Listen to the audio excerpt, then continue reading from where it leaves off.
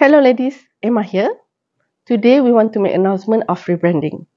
Last time we are known as Hijab for Traveller.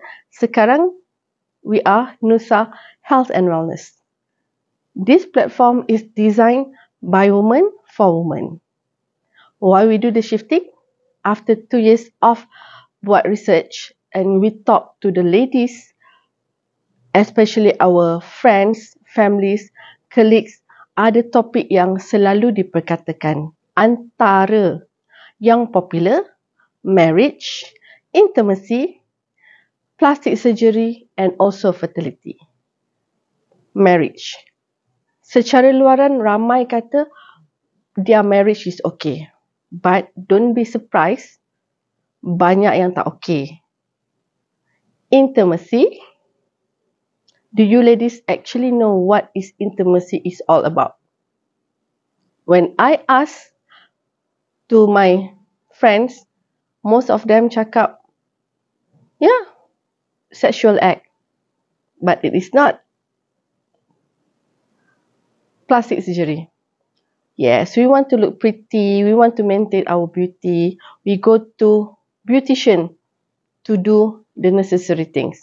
But ladies, remember, any plastic surgery methods only can be performed by certified plastic surgeon.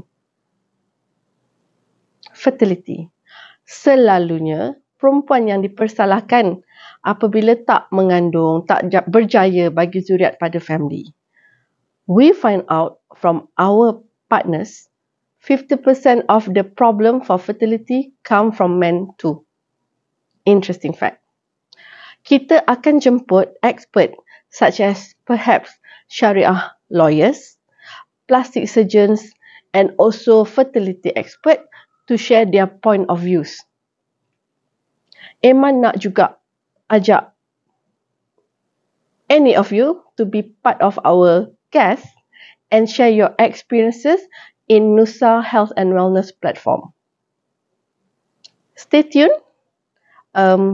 We want to be the place that we can connect you to the right hospital, the right centers, the right experts for you to get the treatment done and so on.